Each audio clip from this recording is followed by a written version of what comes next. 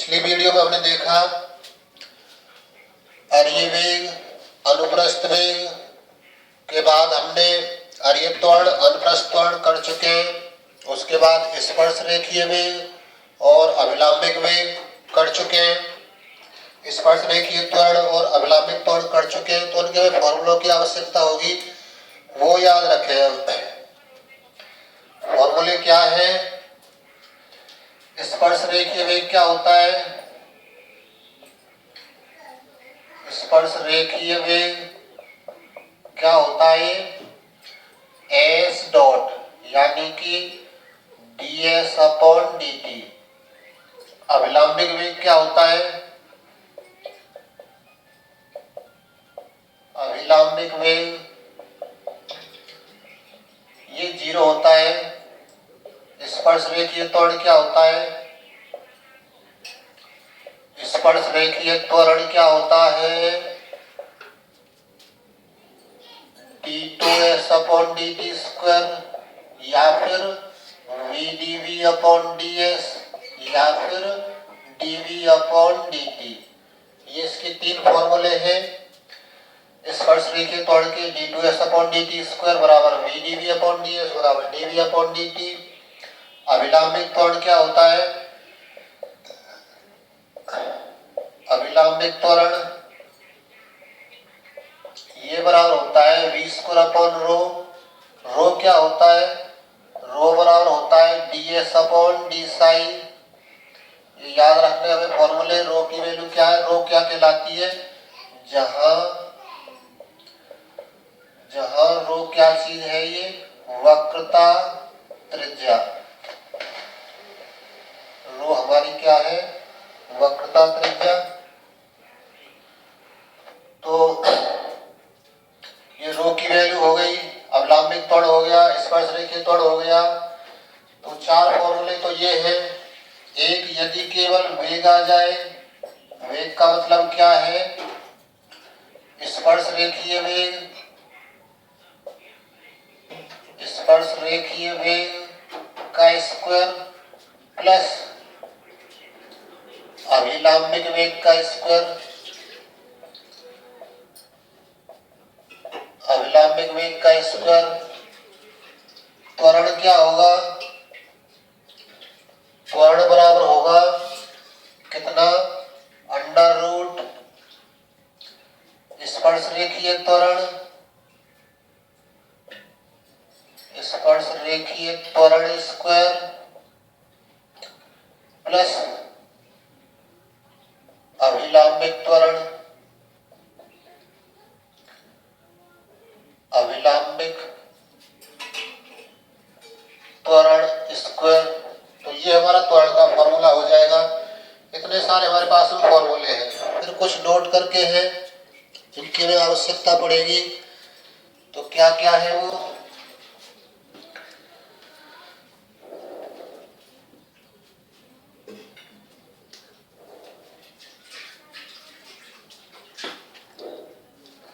Note number 1 है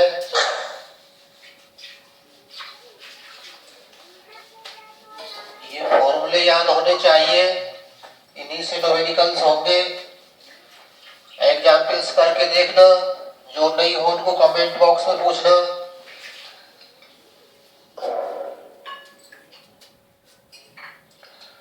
तो note number 1 क्या है कि एक कैटेगरी होता है, कैटेगरी का समीकरण। कैटेगरी का समीकरण क्या है? S बराबर C tan साई। कैटेगरी का समीकरण क्या है? S बराबर C tan साई। एक चक्रज होता है।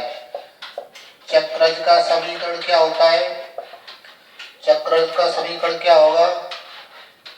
S बराबर 4a sin साई। तो ये हमारे समीकरण है। Note number 1 2। तीसरा क्या है? पथ का समीकरण। पथ का समीकरण किसमें होगा? पथ का समीकरण S व साई के पदों में होगा। जो भी हमारा पथ है वक्र का, उसका समीकरण किसके पदों में होगा? एस और साई के पदों में। ये वक्र के समीकरण है, कैटेगरी नाम है इसका, ये भी एस और साई में है, ये चक्र है एस और साई में है। तो हमारा जो पथ का समीकरण होगा वो किसके पदों में होगा? एस और साई के पदों में होगा। अब बात करते हैं इसके क्वेश्चंस की। एक्सरसाइज है फर्स्ट डे।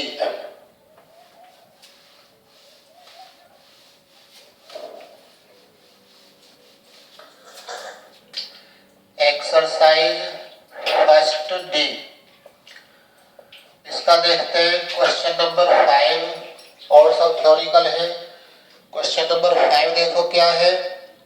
वो कह रहा है सिद्ध करो कि एक समतल वक्र में एक समान चाल से चलने वाले बिंदु का त्वरण ये होगा। क्या होगा बिंदु का त्वरण? बिंदु का त्वरण दे रखा है रो साई डॉट स्क्वायर होगा। दिया है क्या? एक समान चाल। एक समान चाल का मतलब क्या हो गया कि ये ds अपॉन dt दे रखा है। ds अपॉन dt की वैल्यू क्या हो गई? अचर है। एक समान चाल से चल रहा है तो v ds अपॉन dt की वैल्यू v मान ले, तो ये क्या है? अचर है। ये क्या है? अचर। तो इसका मतलब किसकी value? d2s upon dt square की वैल्यू क्या हो जाएगी? 0 हो जाएगी। इसका अवकलन कर दें हम, इसका एक बार अवकलन कर देंगे तो ये तो d2s अपॉन dt स्क्वायर हो जाएगा। v का अवकलन क्या हो जाएगा? 0। अब बात करते हैं त्वरण की।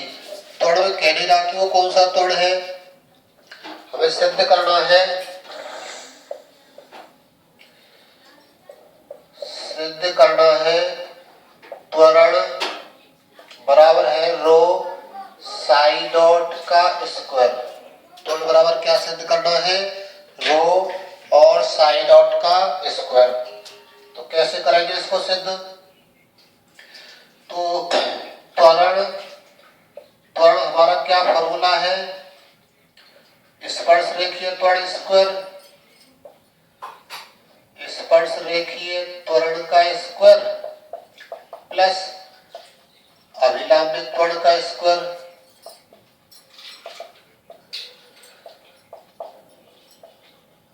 तो ये फॉर्मूला है स्पर्श रेखीय त्वरण का स्क्वायर प्लस अभिलंबित त्वरण का स्क्वायर। तो बराबर क्या आ जाएगा? अंडर रूट स्पर्श रेखीय त्वरण क्या होता है? d2s upon dt square, d2s upon dt square का स्क्वायर प्लस अभिलंबित त्वरण क्या होता है?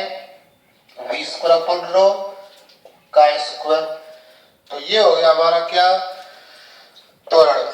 अब हम क्या करेंगे? इसके मान लिखेंगे d2s upon dt square. d2s upon dt square की वैल्यू 0 है, इसकी वैल्यू नहीं पता, तो क्या होगा आगे?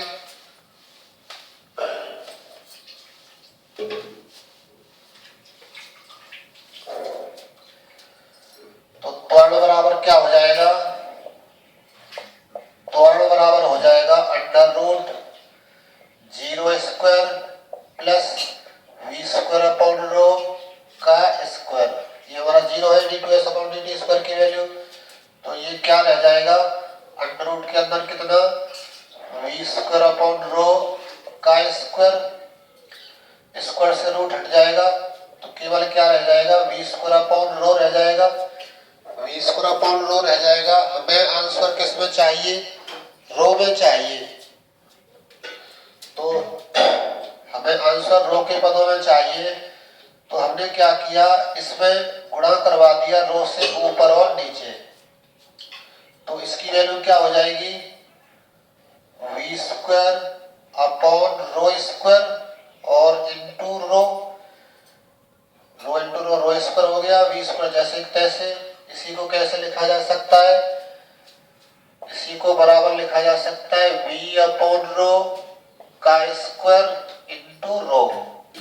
ये वैल्यू मिल जाएगी। अब v की वैल्यू क्या होती है? ds upon D Sai, ds upon dt होती है। और रो की वैल्यू क्या होती है? रो की वैल्यू क्या है? ds upon D psi. और इसका क्या है? स्क्वायर इंटू रो, वी की वैल्यू रख दी D S upon D T और रो की वैल्यू रख दी D S upon D Sai.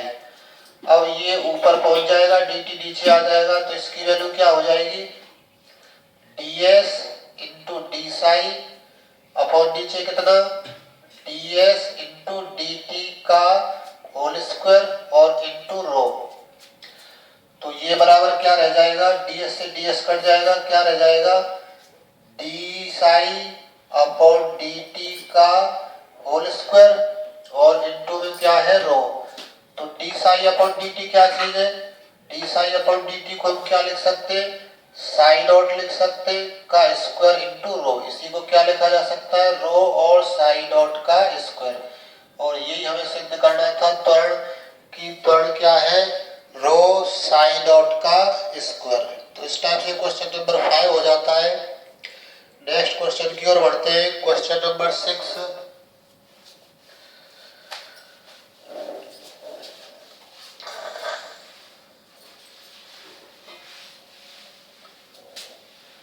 Question number 6 में देखते हैं क्या कह रहा है। क्वेश्चन नंबर 6 है इसका,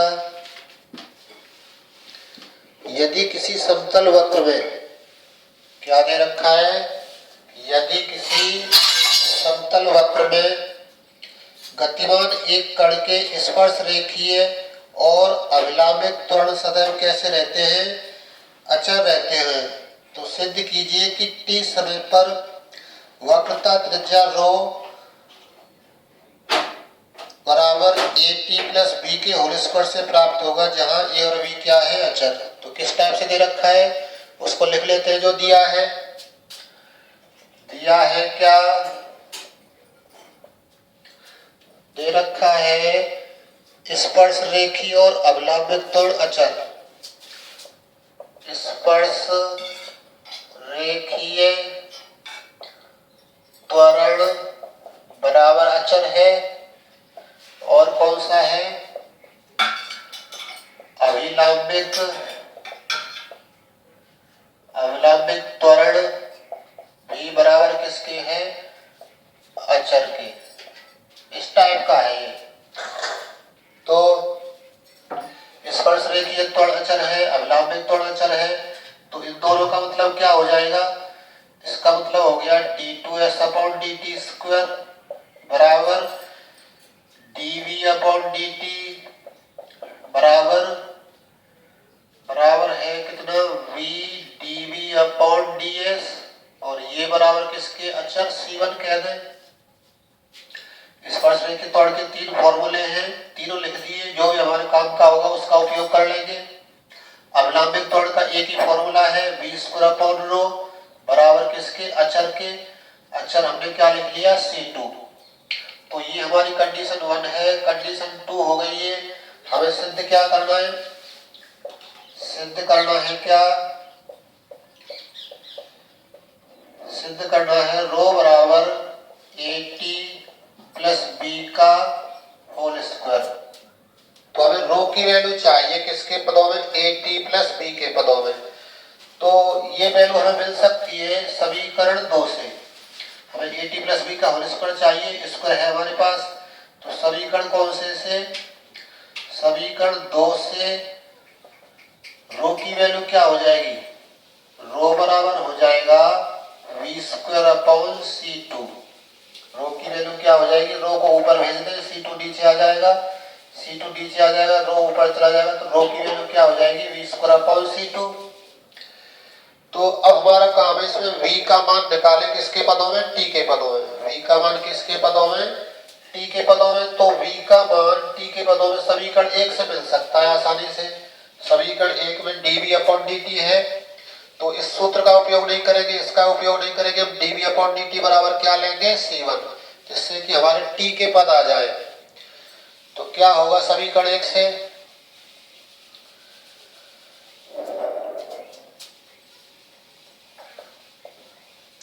समीकरण 1 से dv अपॉन dt बराबर किसके, c1 ले लेते हैं, dt उधर चला जाएगा। तो क्या होगा फिर, इसको नाम दे देते हैं कोई समीकरण 3, ये हमें सिद्ध करना है कि रो की वैल्यू AT प्लस बी का होल स्क्वायर है। तो यहाँ से dv बराबर क्या हो जाएगा, C1 dt। तो v बराबर क्या हो जाएगा, C1t प्लस कोई कांस्टेंट C2। समाकलन करने पर इसका समाकलन करेंगे इधर और इधर समाकलन करेंगे तो dv का समाकलन v हो जाएगा। C1 कांस्टेंट है, dt का समाकलन t हो जाएगा और एक नया कांस्टेंट क्या जोड़ देते हैं, C2। समाकलन करने के बाद तो v की वैल्यू ये आएगी। इस वैल्यू को हम कहाँ रख दें, समीकरण 3 में। समीकरण 3 में v का मान रखने पर,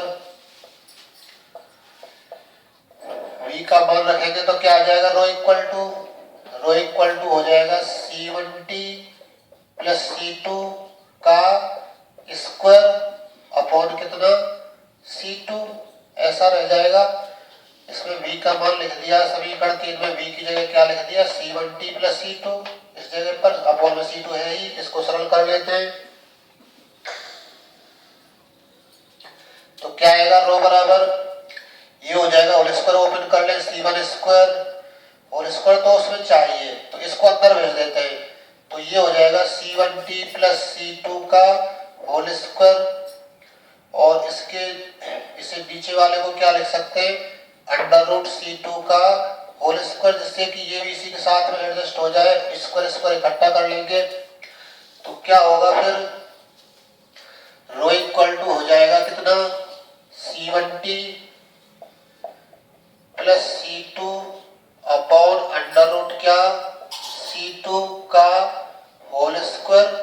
तो रो की वैल्यू क्या हो जाएगी, इसको अलग अलग नीचे लिख ले, C1 upon under root C2t plus C2 upon under root C2 का क्या, होल स्क्वायर।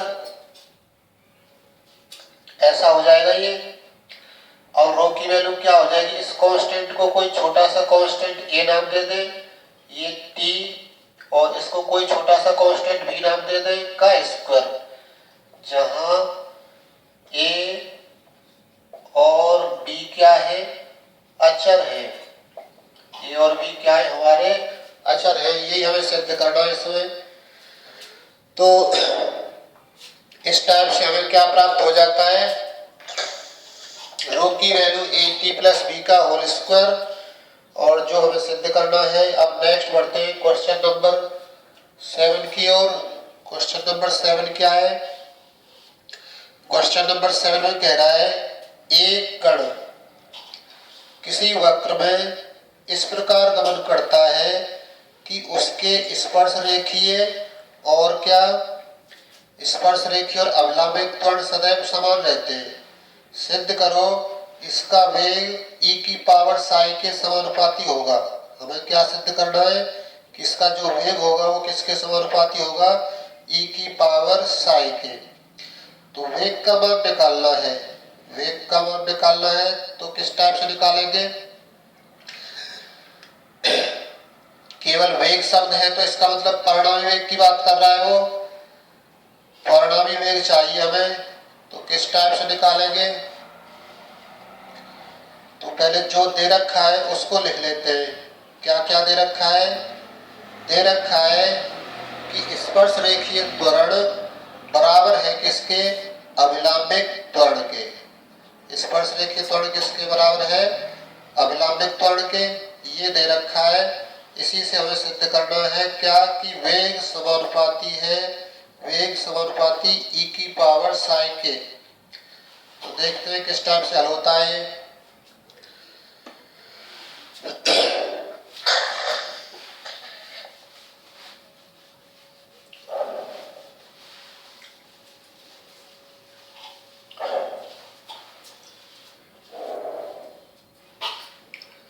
तो दिया है क्या, दिया है क्वेश्चन नंबर 7 है ये, दिया है कितना, स्पर्श रेखीय वेग बराबर किसके, स्पर्श रेखीय त्वरण है, स्पर्श रेखीय त्वरण बराबर किसके है? अभिलंबिक त्वरण के। अभिलंबिक त्वरण सिद्ध करना है टू प्रूव, क्या सिद्ध करना है कि v समानुपाती है e की पावर साई के, यानी वेग को हमें सिद्ध करना है कि वो e की पावर साई के घात के समानुपाती है।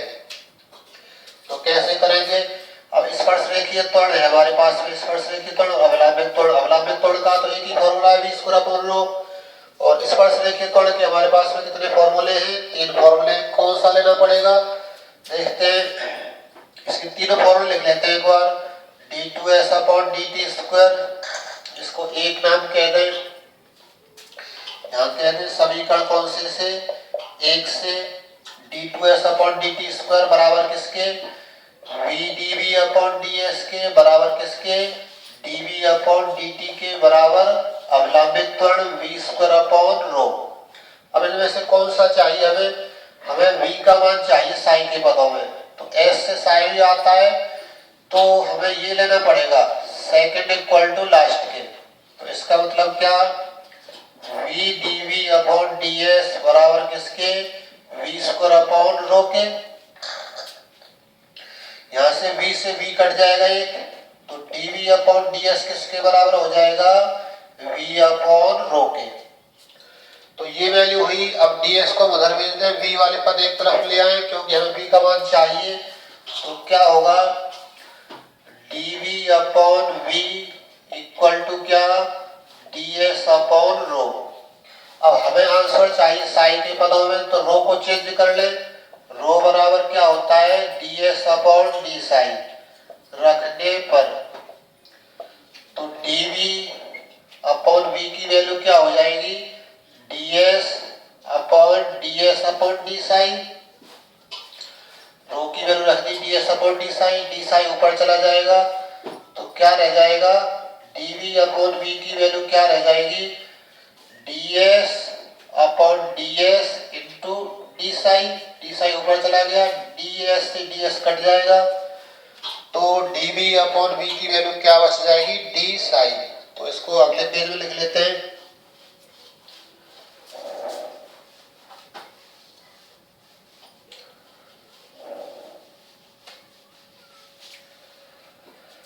तो इसका मतलब क्या हुआ? This implies dv upon v की वैल्यू क्या हो गई? डी साई। ds से ds कट जाएगा। अब इसका हम समाकलन कर दें। समाकलन करने पर, समाकलन करेंगे तो क्या होगा? dv upon v equal to integration d psi. इसका समाकलन क्या हो जाएगा? log v। इसका समाकलन क्या हो जाएगा? साई, और प्लस कोई कांस्टेंट हम क्या लिख ले? log c। log वाले पदों को एक तरफ कर ले, log v minus log c बराबर किसके? साई के। log c को इधर ले आए, साई उधर ही रह गया।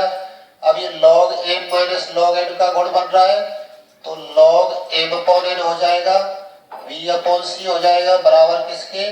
साई के। तो v अपॉन c की वैल्यू क्या हो जाएगी? e की पावर साई। उधर लिख लेते हैं।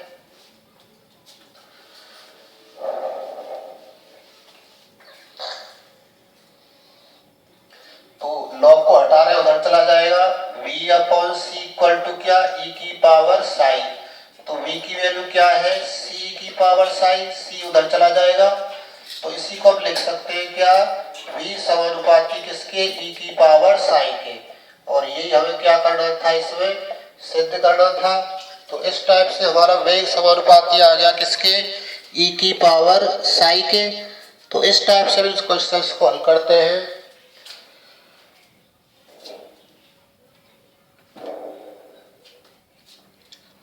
नेक्स्ट इसी टाइप से हमें और क्वेश्चन भी मिल जाएंगे। क्वेश्चन नंबर 8 है, 9 है, सभी क्वेश्चन करने इसमें से, एक्सरसाइज में से, और एग्जाम्पल्स देखना करके। एग्जाम्पल से बहुत फायदा मिलेगा, एग्जाम्पल जितने भी हल करेंगे उतना ही अच्छा रहेगा।